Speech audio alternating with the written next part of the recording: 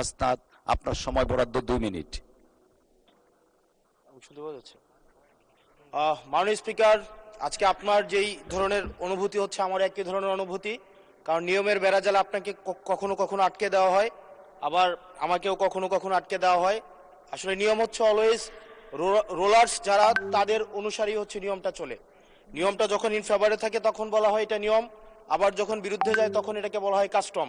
কোনটা সাংবিধানিক কোনটা অসাংবিধানিক এই বেড়াজালে এই সংসদ ঘুরপাক খাচ্ছে।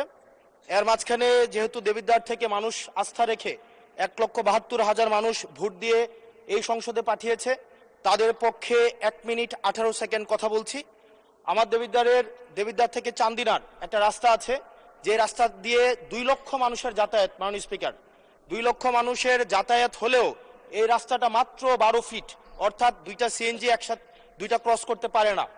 আমাদের ওখানে 11টা ইউনিয়নের মধ্য দিয়ে রাস্তাটা গিয়েছে।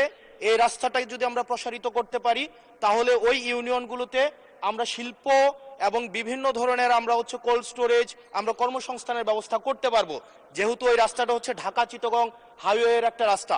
এবং এই রাস্তাটা যদি আমরা প্রশস্ত করতে পারি তাহলে আমাদের কুমিল্লা থেকে, আমাদের ঢাকা থেকে যে সিলেটের যে যাতায়াত, সেই যাতায়াত হচ্ছে আমাদের 40 কিলোমিটারের মতো কমে যাবে। মাননীয় স্পিকার, সার্বিক দিক বিবেচনায় কর্মসংস্থান বৃদ্ধি এবং যোগাযোগ হচ্ছে আমাদের 40 কিলোমিটার কমানোর জন্য আমাদের ঢাকা, আমাদের কুমিল্লা, আমাদের দেবিদ্বার থেকে চান্দিনার যে রাস্তাটা আছে সেটা 12 ফিট আছে, এটাকে প্রশস্ত করে এটাকে হাইওয়ে করার জন্য মাননীয় স্পিকার আপনার মাধ্যমে সংশ্লিষ্ট মন্ত্রণালয়কে অনুরোধ জানাচ্ছি।